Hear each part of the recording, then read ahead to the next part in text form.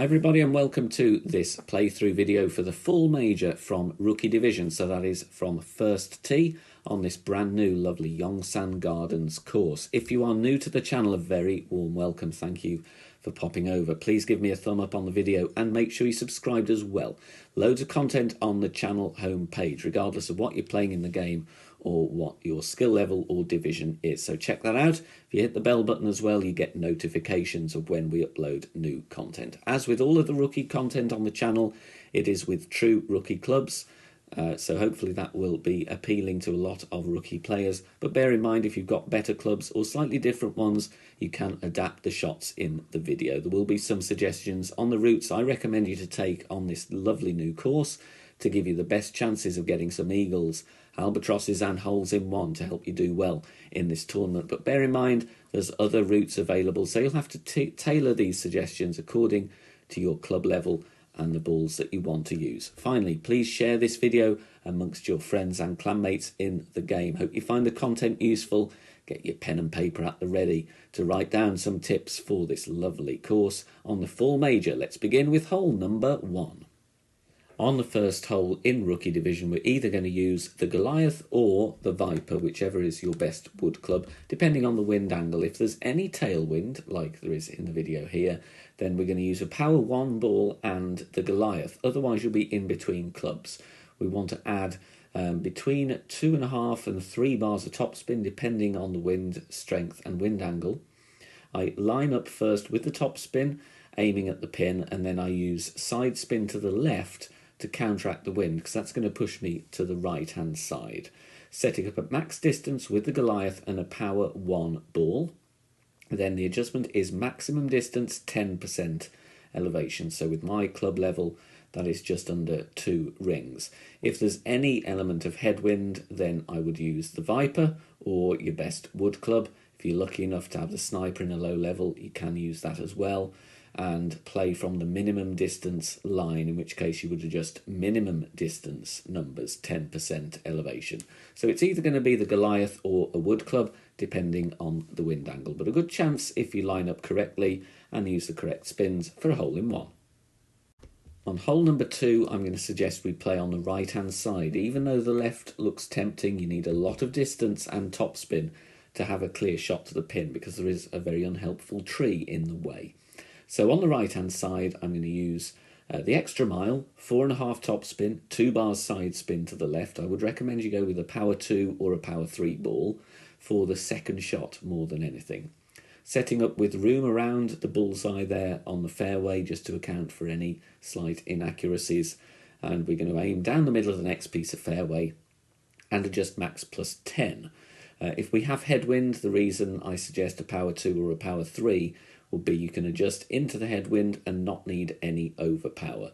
So a power 2 or a power 3 ball would be recommended. Bounce is exactly where we aim after we've adjusted for the wind, and the topspin takes us nicely towards the top left of this fairway. Drive distance is going to be around 350 yards. Second shot, you've got 2 choices here. You can bounce on the fairway just at the bottom of the screen there and clear the rough and roll onto the green, but for the best chance at an albatross, I will recommend you go with a rough bump shot. Playing with half a bar of backspin, and I'm aiming at the pin as best I can with the ball guide that I've got. The other option you have here with the rough bump, you can play more to the right of the green, and there is a good slope there as well, but it all depends how much ball guide you've got and how much risk you want to take.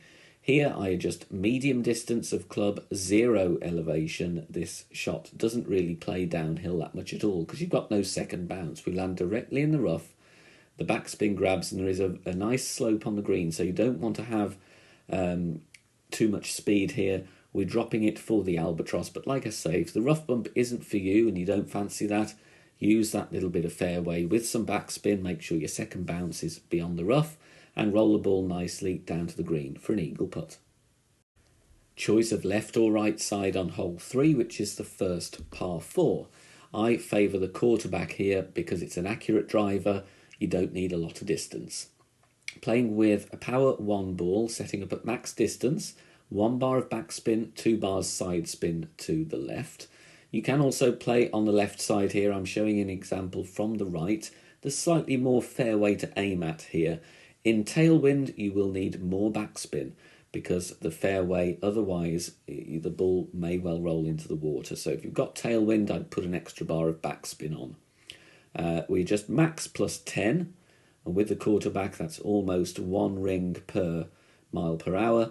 And you can see here we approach the edge of the fairway. There's no rough though, so if you come in too hot, you are going to roll into the water. So I'd rather be slightly short than too long here on the drive.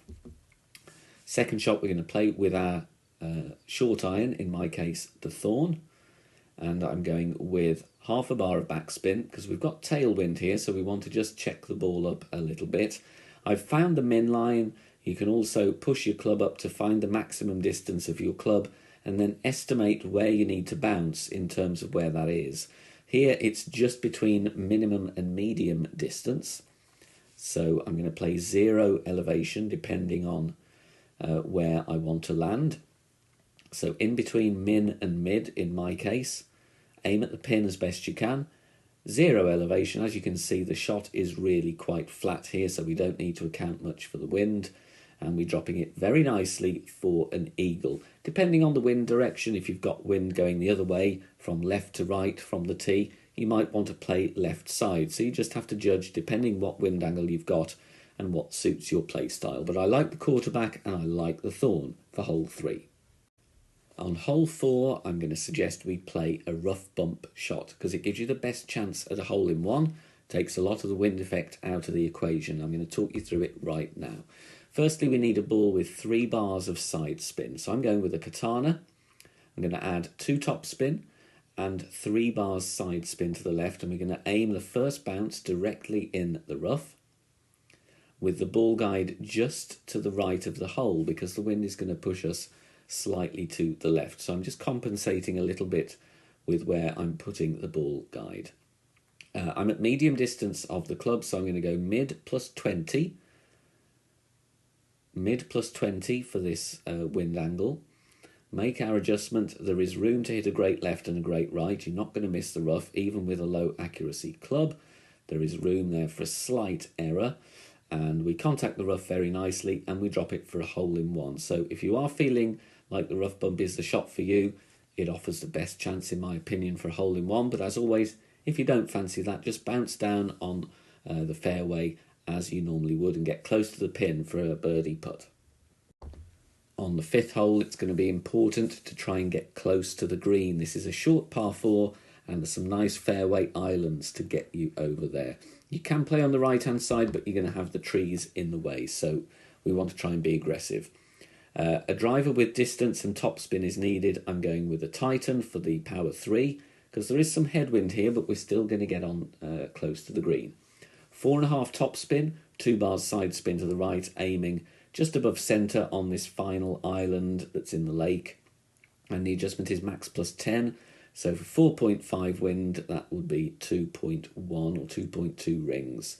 I adjust into overpower, so I'm going to add that one on. It's only minimal overpower, so still a good chance to hit perfect. Of course, if you don't want to go with overpower in headwind, then play with a higher powered ball. Bounce is where we're aiming, and the topspin takes us nicely down the fairway away from the rough, and we've got a very simple wedge there. Drive distance is going to be around 350 yards. If there is tailwind, of course, you can still play on that island. You might be able to drop down to a power 2 ball, but the idea will still be the same. Put plenty of topspin on, bounce over and get yourself close to the green. Hole number 6 is all about getting a good position off the drive to play to a specific point from the fairway to the green. It's not immediately obvious where you're going to attack the pin because there's a lot of trees, but there's a nice route here. We're going to play on the right-hand side with the extra mile and a Titan or a Katana or indeed a Kingmaker, but I would recommend really power 3 to have options for your second shot. 4.5 topspin, find a nice bounce point there where you get a high bounce. Don't bounce too close to the water. As you can see, we're about 3.5 rings away from the edge of the fairway. Adjust mid plus 10. If you have headwind, I would then adjust maximum distance 10% elevation to counter for the extra wind push. But either way, we've got room to adjust in all wind angles because we're not at max distance of our club. Bounces very nicely, and rolls down here to a point on the fairway. It looks like we're not going to have a clear shot, but we are. 320 yards, we're going to use the wood club because it's going to give us a high trajectory on the ball and we're going to miss all of the trees. 2 backspin, 2 left spin. If you're playing with a kingmaker, you'll have less wind to deal with, and you could also actually play with 3 bars side spin to the left instead. But here I want to aim as best I can with the ball guide to the hole. Use whichever wood club is giving you accuracy and ball guide, but you want a fair amount of distance. But the Viper's fine, we don't need the big dog here. But obviously, depending where your club levels are at, you might need to go with a slightly different wood club. Maximum distance, 5% elevation. I push my rings to adjust, otherwise the trees are in the way. As you can see, I've got a full ball guide.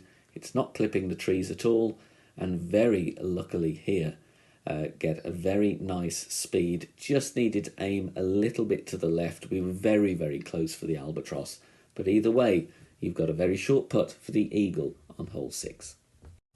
Hole 7 provides a brilliant opportunity to get an eagle on a par 4 because we can quite easily drive the green with the right shot setup. If there is headwind, I would recommend you lay up to the left-hand side, but any crosswind or tailwind, I would go with a berserker or a power 5 ball, and we want 1 bar of left spin and just over 2 bars backspin in this wind angle. If you have straight tailwind, I'd add a bit more backspin on. And we want to bounce there in between the rough and the bunker, almost at max distance with the extra mile level 6. You can see I'm just picking a point in the middle of the fairway, and then we're going to adjust maximum distance, 15% elevation, so max plus 15. Don't need to push up because we're easily going to be bouncing on the fairway with this wind angle. Perfect ball, and you'll see we bounce where we were first aiming after our wind adjustment. The backspin just steadies us up, second bounce before the fringe, and we roll onto the green. You will see some hole-in-ones here. You know, if we just aimed a little bit to the left, we'd have dropped that one and got a hole-in-one on a par 4. But a very good opportunity. But like I say, berserker or a power 5 ball is key. Otherwise, you'd have to use a power 3 ball, stretch out and either push up or go with overpower, which does risk the shot there with a great ball. So power 5 ball, very easy eagle, potential hole-in-one on hole 7. Final par 5 now, hole number 8, and it's a very winding fairway. In a decent wind angle here, I would play on the left-hand side. If there's any headwind, though, you will need overpower, or you then play towards the right-hand side with a club with accuracy. But crosswind and tailwind, 4.5 topspin, 2 right spin with a power 3 ball. I would go with a power 3, regardless of the wind angle. Playing with the extra mile, and I'm going to adjust max plus 10, which in my case is 2.1 rings. Takes me to a little bit of overpower, so I'm going to add that on. Kingmaker would reduce the amount of overpower, as would a higher power ball. But no curl, we want the top spin and the side spin to do the rest of the work for us. And we're bouncing comfortably in the middle of the fairway, clearing the rough nicely, and it approaches this little area of fairway and the tree shadow there. And you can see we've got a clear shot at the pin. Like I said, though, you can also play on the right-hand side, bouncing over towards the right-hand bunker, in which case I go with the quarterback. Second shot here, I'm going with the Viper, 3 backspin, 2 bars right spin, and I'm going to aim a little bit left of pin because the wind angle you can see here pointing towards the right-hand side of the hole is going to push us a little bit to the pin. It does play downhill though, so I'm going medium distance of club, 10% elevation, and once again pushing the rings, otherwise in this angle the trees are going to be in the way. So I'm adjusting about 2.5 rings here, and with a plain ball shot, no curl, no overpower, hit perfect, we bounce very nicely, and the backspin steadies the ball, second bounce on the fringe, and actually we drop this for a beautiful albatross. Not going to be one that's guaranteed, but you have a decent chance, and a token or two will help you get your adjustment and your aim correct on hole number 8. Now, once again on hole 9, which is a par 3, quite unusual to finish on a par 3. The rough bump gives you the best chance at a hole-in-one. I'm going with a Goliath because we need plenty of topspin. And it's just about 5.5 top spin and 1 bar side spin to the right. So a navigator is fine, cuts the wind down, and we don't need a lot of side spin.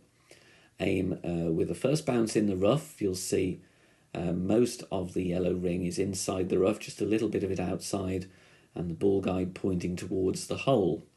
The adjustment here, medium distance of club, 15% elevation. Bear in mind though, a great right with a low accuracy club may end up with you in the bunker. So if you're not feeling comfortable with this one, then play a safer shot, bouncing on the fairway instead. But for a hole-in-one opportunity, the rough bump is the way to go. And there, with our mid plus 15 adjustment, we drop it beautifully for that hole-in-one on hole 9. Thank you very much for watching this full major video here on the channel. Hope you found it useful. Leave me a comment. Let me know what you think of this new course and how you are getting on in your games. Finally, join us over on Facebook. Over 11,000 members on the BK Golf Clash Facebook group.